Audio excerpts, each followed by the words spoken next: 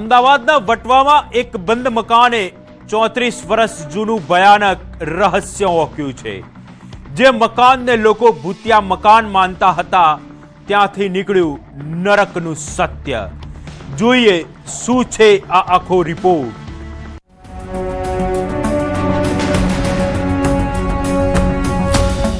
34 વર્ષનું રહસ્ય।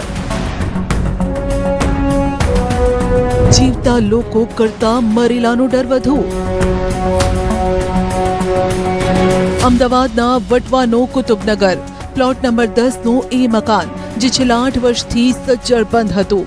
પાડોશીઓ કહેતા કે અહીં કોઈ રહી શકતું નથી, જે રહેવા આવે છે તે પીડાય છે।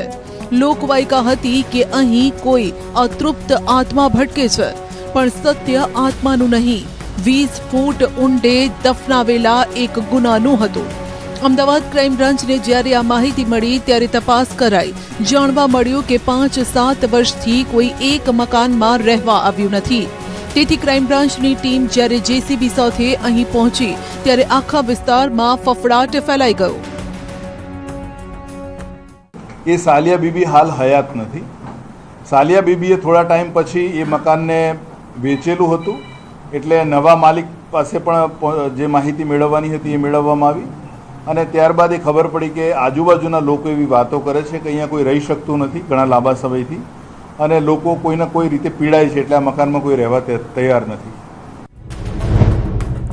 જમીન નીચે 20 ફૂટ નીચે દફન સત્ય।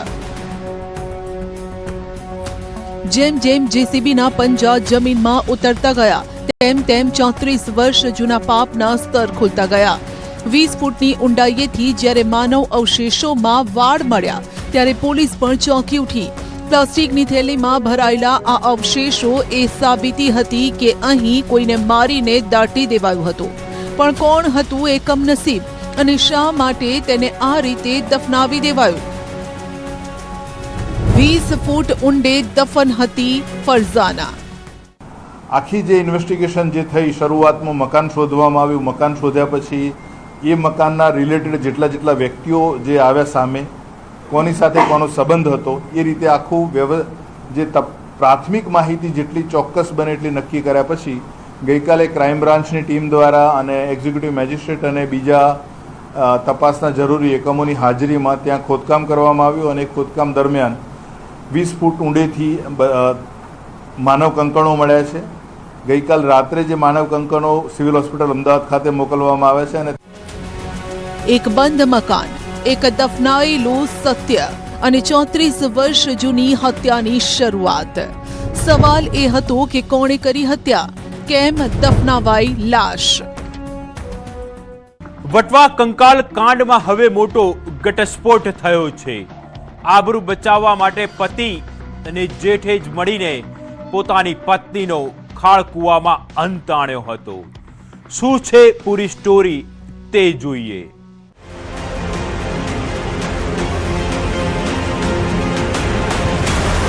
આબરૂની આડમાં હત્યાનો ખૂની ખેલ। પત્ની, પ્રોફેશન અને પાપનો અંત। વર્ષ 1992। ધોળકાની 17 વર્ષની ફરઝાના ઉર્ફે શબનમ, જેની જિંદગી વિવાદો અને બદનામીથી ઘેરાયેલી હતી। પિયર અને સાસરીએ તરછોડેલી ફરઝાના જ્યારે દેહ વેપારના રવાડે ચઢી ધોળકા છોડી અમદાવાદ આવેલી ફરઝાનાની મુલાકાત શમસુદ્દીન સાથે થઈ। તેની સાથે પણ એ જ સંબંધો બંધાયા અને અંતે બંને એકબીજાના થતા નિકાહ કરી લીધા। તેમ છતાં ફરઝાનાએ પોતે પેડ સેક્સ વર્કર તરીકે કામ ચાલુ રાખ્યું, જેને લઈને તેના પતિ શમસુદ્દીનને આબરૂ જવાનો ડર લાગ્યો। તેને મનાવી, સમજાવી, પણ તે ના માની। આખરે રચાયું એક એવું કાવતરું જેનો ભેદ ઉકેલાતા 34 વર્ષ લાગી ગયા। અને લગ્ન જીવન શરૂ થયું એના પછી પણ ફરઝાનાએ તેના લગ્ન પહેલાંની જે પ્રવૃત્તિ હતી એ ચાલુ રાખતા બંને વચ્ચે લગ્ન ટકી શકે એમ નહોતા, પરંતુ ફરઝાના શમસુદ્દીનને છોડવા માગતી નહોતી। એના કારણે શમસુદ્દીન બહુ જ એની પરિસ્થિતિ બહુ ખરાબ હતી અને એ વખતે એણે એના એક મિત્ર અને એના મોટા ભાઈની મદદ લીધી અને એની સાથે બીજા કુલ 4 જણાએ નક્કી કર્યું કે ફરજાનાનો જે અંત છે આ રીતે થઈ શકે એમ છે, બાકી બીજી રીતે થઈ શકે એમ નથી. કાવતરાના પ્યાદા તૈયાર હતા. શમસુદ્દીન, તેનો ભાઈ ઇકબાલ, મિત્ર અબ્દુલ કરીમ અને સાલિયા બીબી એક રાત્રે સાલિયા બીબીના ઘરે પતિ શમસુદ્દીન અને રોકાવા ગયેલી ફરજાનાને ખબર ન હતી કે આ તેની છેલ્લી રાત છે. અગાઉથી જ ખાળ કૂવો ખોદાઈ રહ્યો હતો. ઊંઘતી ફરજાનાનું ગળું દબાવી દેવાયું. તેને ખાળ કૂવામાં ફેંકી ઉપર પ્લાસ્ટર કરી દેવાયું, જેથી દુનિયાને લાગે કે ફરજાના ક્યાંક ભાગી ગઈ છે. ખાળ કૂવો બન્યો કબ્રસ્તાન. એટલે જેવા બંને સૂઈ ગયા એ જ અરસામાં આ બાકીના લોકોએ એનું ગળું દબાવી એની ત્યાં હત્યા કરી અને એક ખાળ કૂવામાં જ, જે ખાળ કૂવા માટે ખોદેલો કાડો હતો એમાં એને નાખીને એને દફનાવી દીધેલી. ત્યારબાદ અબ્દુલ કરીમે ઘરમાં પ્લાસ્ટર વગેરે કરાવી દીધું કે જેથી કોઈને ખબર ના પડે કે આ સ્થળે આવો કોઈ બનાવ બનેલો છે. આ હત્યાનો એક સાક્ષી પણ હતો, જેને જાનથી મારી નાખવાની ધમકી આપી મોઢું બંધ રખાયું. પણ કહેવાય છે ને કે પાપ ગમે તેટલું ઊંડું દાટો એ બહાર આવે જ છે. આજે અબ્દુલ કરીમ અને સાલિયા બીબી મૃત્યુ પામ્યા છે, પણ શમસુદ્દીન અને ઇકબાલ પોલીસના સકંજામાં છે. ફરજાનાના ભાઈનો ડીએનએ ટેસ્ટ હવે આ કંકાલની ઓળખ આપશે. થોડી કેટલીક વિગતોમાં ફરજાનાનો પરિવારમાં એનો ભાઈ જીવિત છે, એટલે આ જે માનવ કંકણ મળ્યા છે એ ફરજાના જ છે. એના માટે એની સાથેની સરખામણી કરવામાં આવશે અને મેચ થયા બાદ આ જે હાલ જાણવા જોગ રૂપે જે તપાસ ચાલી રહેલી છે એમાં ગુનો નોંધી અને આગળની કાર્યવાહી કરવામાં આવશે અને આરોપીની ધરપકડ કરવામાં આવશે. 34 વર્ષ સુધી એક ગુનો જમીનમાં દટાયેલો રહ્યો. જે મકાનને લોકો ભૂતનું ઘર સમજતા તે વાસ્તવમાં એક નિર્દોષની કબર હતી. ક્રાઇમ બ્રાન્ચે આ ભેદ ઉકેલીને સાબિત કર્યું કે કાયદાના હાથ ગુનેગારના ગળા સુધી પહોંચવામાં મોડા હોઈ શકે, પણ અચૂક હોય છે. અમદાવાદથી નવીન ઝા, ન્યૂઝ 18 ગુજરાતી.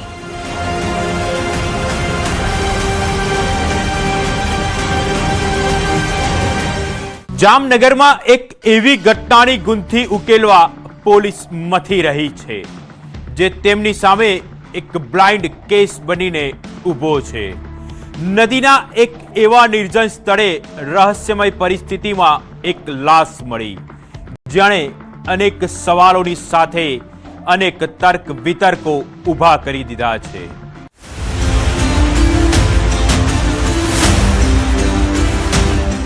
લોહિયાળ નદીનો કિનારો, નદીના પટમાં ખૂની ખેલ, સન્નાટો, લોહીના ડાઘા અને નદીના કિનારે પડેલી એક અજાણી લાશ. જામનગરના બેઠા પુલ પાસે સવારે જ્યારે લોકોની નજર નદીના પટમાં પડી ત્યારે કાળજું કંપી જાય તેવા દ્રશ્યો સામે આવ્યા. એક યુવાન લોહીથી લથપથ હાલતમાં ઊંધા મોઢે પડ્યો હતો. શરીર પરના ઘા અને બાજુમાં પડેલો લોહીવાળો પથ્થર ચીસો પાડીને કહી રહ્યો હતો કે રાતના અંધકારમાં અહીં કંઈક અમંગળ ઘટ્યું છે. કોણ છે આ બદનસીબ યુવાન? ઘટનાની જાણ થતાં જ એ ડિવિઝન પોલીસનો કાફલો ઘટના સ્થળે દોડી આવ્યો. પોલીસ કર્મીઓએ જ્યારે મૃતકના ખિસ્સા ફંફોસ્યા ત્યારે કંઈ જ હાથ ન લાગ્યું. ઓળખ છુપાવવાની કોશિશ કે પછી લૂંટ? સવાલો અનેક હતા, પણ તપાસની કડીઓ જોડતા જાણવા મળ્યું કે આ મૃતક 28 વર્ષનો નેપાળી યુવાન તપેન્દ્ર જનક સાવંત છે. પણ સવાલ એ છે કે તપેન્દ્ર અહીં સુધી પહોંચ્યો કેવી રીતે? પ્રણામીનગરની પાછળના વિસ્તારમાં જે બેઠા પુલ પાસે નદીમાં એ જગ્યાએ એક અજાણ્યા વ્યક્તિની લાશ મળી આવેલી હોય, જે બાબતની તપાસ સિટી ડિવિઝન પોલીસ કરી રહ્યા છે. ત્યારબાદ તેનું પ્રાથમિક દ્રષ્ટિએ નામ જાણવા મળતા તપેન્દ્ર જનકર સાવંત, જાતે નેપાળી અને ઉંમર 28, એ વ્યક્તિની લાશ હોવાનું જાણવા મળેલું છે, ડેડ બોડી હોવાનું જાણવા મળેલું છે. ટુ વ્હીલર ખોલશે રહસ્ય. ઘટના સ્થળેથી પોલીસને એક એક્ટિવા પણ મળી આવ્યું છે. શું તપેન્દ્ર પોતાની મરજીથી અહીં આવ્યો હતો કે પછી તેને અહીં બોલાવવામાં આવ્યો હતો? નદીના પથ્થરો પર લાગેલા લોહીના ડાઘ એ વાતની ગવાહી આપી રહ્યા છે કે સંઘર્ષ ચોક્કસ થયો છે. પોલીસ હવે સીસીટીવી ફૂટેજ ફંફોસી રહી છે અને એફએસએલની મદદથી ખૂની ખેલના પુરાવા એકત્ર કરી રહી છે. એવા કારણોસર આ વ્યક્તિનું મૃત્યુ થયેલું છે અથવા તો કોઈ દ્વારા એને મૃત્યુ કરવામાં આવ્યું છે, તો એ પ્રકારનું શું બનાવ બનેલો છે તે બાબતની આખી તપાસ સીસીટીવી કેમેરા તેમજ આસપાસના વિસ્તારોમાં પૂછપરછ દ્વારા અને ક્રાઇમ સીનનો પ્રોપર કન્ઝર્વેશન કરીને એફએસએલની ટીમ દ્વારા આગળની તપાસ ચાલુ કરવામાં આવેલી છે. હાલ તો પોલીસે મૃતદેહને પોસ્ટમોર્ટમ માટે જીજી હોસ્પિટલ ખસેડ્યો છે. અકસ્માત છે, આત્મહત્યા છે કે પછી પથ્થરના ઘા ઝીકીને કરવામાં આવેલી નિર્મમ હત્યા? પીએમ રિપોર્ટ જ આ રહસ્ય પરથી પડદો ઉઠાવશે.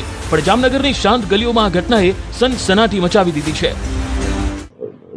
બેઠા પુલ પાસે નદીનો વિસ્તાર છે, એ જગ્યાએથી એક એક્ટિવા અને એક મૃતદેહ, એ બે વસ્તુ મળેલી છે. તો આગળની તપાસમાં જાણવા મળશે કે આ હત્યાનો બનાવ છે કે કેમ. મોત પાછળનું સત્ય ક્યારે બહાર આવશે? નદીના કિનારે મળેલી લાશ, લોહીથી રંગાયેલા પથ્થર અને બિનજવાબદાર પ્રશ્નો. આ કેસમાં દરેક સૂત્ર એક નવો સવાલ ઉભો કરે છે. હવે જોવાનું એ છે કે આ રહસ્ય ક્યારે ઉકેલાય છે. પોલીસની તીક્ષ્ણ નજર પણ હવે એ એક્ટિવા અને તપેન્દ્રના છેલ્લા કોલ ડિટેલ્સ પર છે. સત્ય શું છે તે ટૂંક સમયમાં જ બહાર આવશે. જામનગરથી કિંજલ કારસરિયા, ન્યૂઝ 18 ગુજરાતી. સુરતના લિંબાયતમાં વધુ એક ખતરનાક ઘટનાએ લોકોને હચમચાવી દીધા છે. એક સામાન્ય સીટી મારવાની બાબતે એ હદે લોહિયાળ ખેલ ખેલાયો કે લિંબાયતનું કમરૂનગરનો રસ્તો ખૂની ખેલથી ઉભરાઈ ગયો. છેડતીના વિવાદમાં એક હસતા રમતા પરિવારનો માળો વિખેરાયો છે.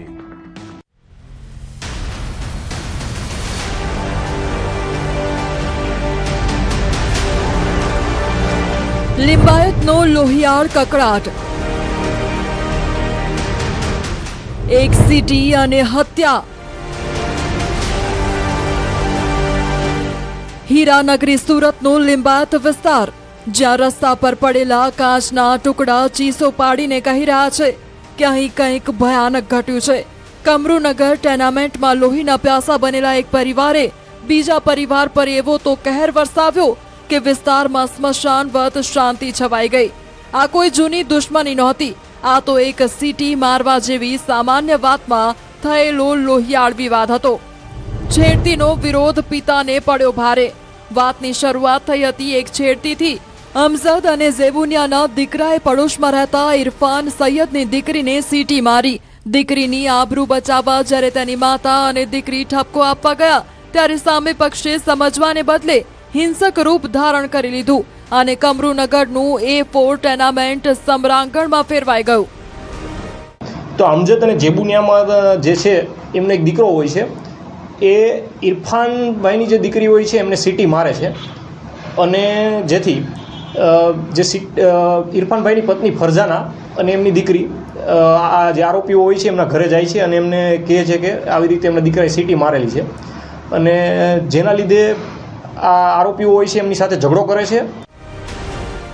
આરોપીઓનો પિત્તો એટલો ગયો કે તેઓ હથિયારો સાથે ઇરફાનના ઘરે તૂટી પડ્યા. ઇરફાન અને તેના સંબંધીઓ જીવ બચાવવા પાર્કિંગમાં ભાગ્યા, પણ કાળ બનીને આવેલા અમજદ, તેની પત્ની અને 3 દીકરાઓએ તેમને ઘેરી લીધા. લાકડાના ફટકા અને ચપ્પુના ઘા ઝીકીને આખા પરિવારને લોહી લુહાણ કરી નાખ્યો.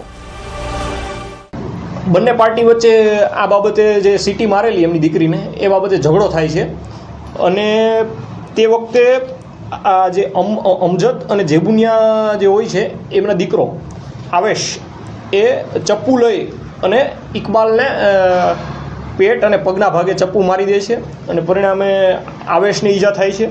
આ આવેશ ઇકબાલને ઈજા પહોંચાડે છે. ત્યારબાદ બીજો દીકરો હોય છે અમન, એ ચાકુ લઈ અને ઇરફાનને મારે છે અને પીઠના ભાગે ચાકુ મારે છે અને લાકડાના સપાટા પણ મારે છે. હુમલો એટલો ઘાતકી હતો કે ઇરફાન સૈયદનું હોસ્પિટલમાં સારવાર દરમિયાન મોત નીપજ્યું. પિતાની છત્રછાયા છીનવાઈ જતા પરિવારમાં માતમ છવાયો, તો બીજી તરફ લિંબાયતના લોકોમાં ભારે રોષ ફાટી નીકળ્યો. રોષે ભરાયેલા ટોળાએ વાહનોમાં તોડફોડ કરી અને વિસ્તારમાં તણાવ ફેલાઈ ગયો. सुबह में उसकी अम्मी आई थी और आके बोल के गई कि हम लोग अभी और करेंगे, मतलब तो पूरी पब्लिक उलट गई है और पूरी तोड़फोड़ कर दी है. गाड़ी है और घर का कुछ सामान है, ये सब तोड़फोड़ पब्लिक कर दी है. उसकी माँ अकेली आई थी और बोल के गई, धमकी दे के गई. क्या बोली? कि सबको और मैं अभी आके और मतलब वो करूँगी बोले, बताऊँगी बोले. अभी एक जान गई है बोले और दूसरी जान जाएगी, ऐसा बोल के आने गई वो यहाँ से. तो पब्लिक पूरी उलट गई है. 2 जन अभी सीरियस है. જેલમાં પહોંચ્યું ખૂની ફેમિલી. ઘટનાની ગંભીરતા જોઈ લિંબાયત પોલીસ તુરંત હરકતમાં આવી. ગણતરીના કલાકોમાં જ આખું ખૂની ફેમિલી પોલીસના સકંજામાં આવી ગયું. અમજદ, તેની પત્ની ઝેબુનિયા અને તેમના 2 પુત્રો ને પોલીસે જેલના સળિયા પાછળ ધકેલી દીધા છે, જ્યારે એક બાળ કિશોરની પણ અટકાયત કરાઈ છે. તથા આ જે અમન હોય છે એ ફરજાનાના જે નણદોઈ હોય છે ખાલી એમને ચાકુ અને લાકડાથી માર મારે છે અને પેટના ભાગે ચપ્પુ મારે છે. અને આ 3 જણા ઈજાગ્રસ્ત થયા હોય છે, જેમાંથી સ્મીમેર હોસ્પિટલ ખાતે જે ઇરફાન જે છે એમનું મૃત્યુ થાય છે. અને પોલીસ દ્વારા 4 આરોપી અમજદ, જેબુનિયા, આવેશ અને અમન ને હસ્તગત કરવામાં આવેલા છે. અને તેમાં એક જે છે એ કાયદાના સંઘર્ષમાં આવેલ બાળ કિશોર છે. એક સિટીએ 2 પરિવારની જિંદગી તબાહ કરી નાખી. એક પક્ષ જેલમાં છે અને બીજો પક્ષ કાયમ માટે સંપાત અને ઘેરા આઘાતમાં ધકેલાઈ ગયો. સુરત પોલીસ હવે આ મામલે કડક કાર્યવાહી કરી રહી છે, જેથી ભવિષ્યમાં કોઈ આવી હિંમત ન કરે. સુરતથી કીર્તેશ પટેલ, ન્યૂઝ 18 ગુજરાતી.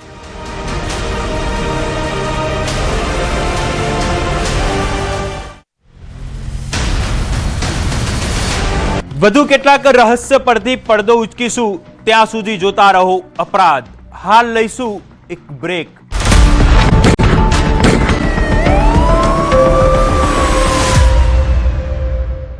તમારા મોબાઈલ પર આવતો એક અજાણ્યો કોલ તમારી આખી જિંદગીની મૂડી સાફ કરી શકે છે. મિનિસ્ટ્રી ઓફ ફાઇનાન્સ અને NPCL ના નામે ખેલાયેલા 48 લાખના ફ્રોડનો પર્દાફાશ થયો છે. સાવધાન, ક્યાંક આગામી શિકાર તમે તો નથી ને.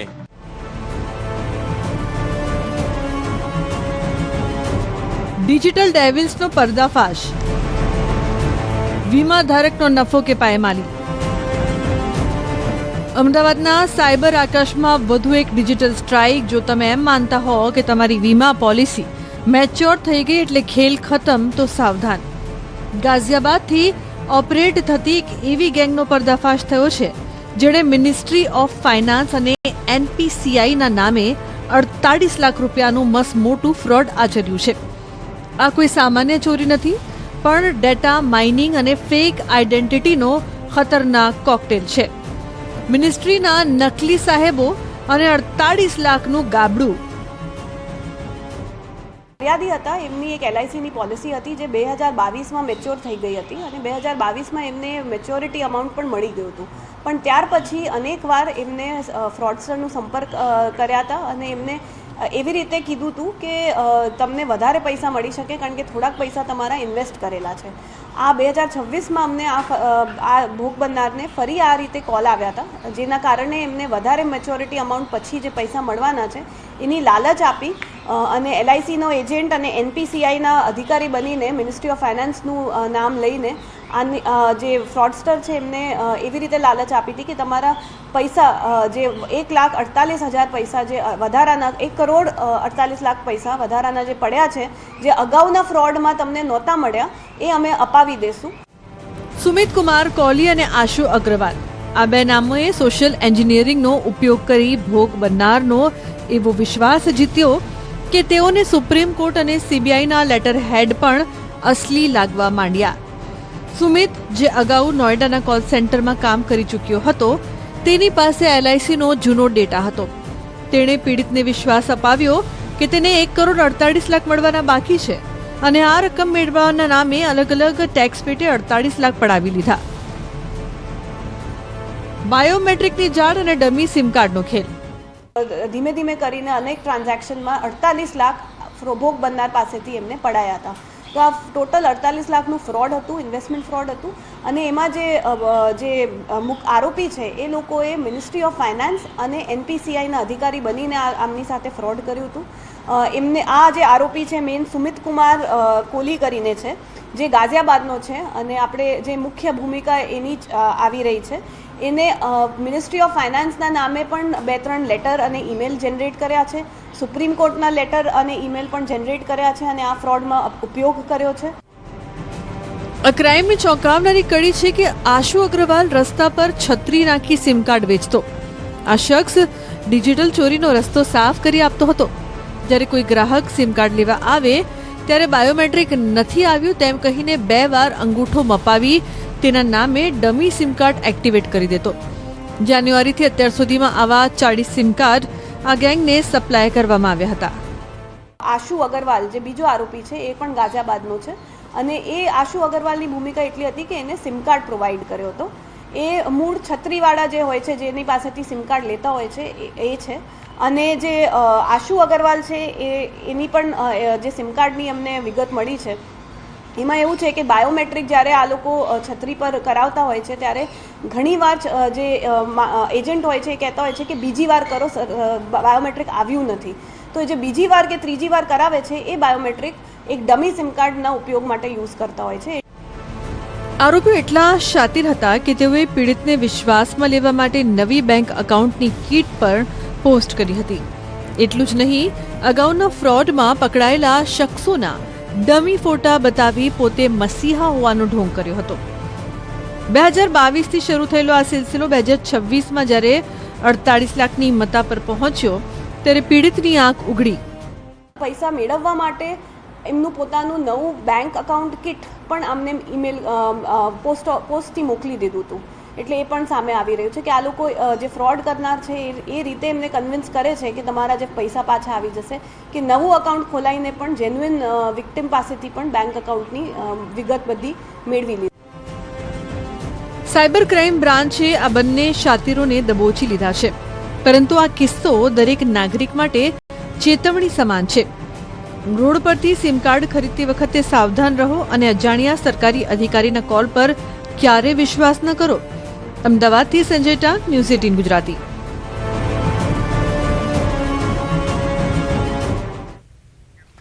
અમદાવાદમાં અસામાજિક તત્વોનો આતંક જોવા મળી રહ્યો છે. કર્ણાવતી ચોકી નજીક મારામારીની ઘટના સામે આવી છે.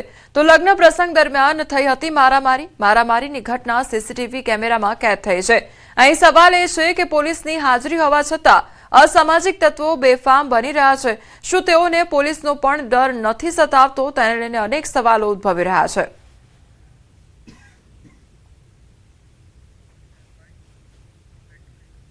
વલસાડના દશેરા ટેકરી વિસ્તારમાં ધોળે દિવસે ચોરીની ઘટના સામે આવી છે.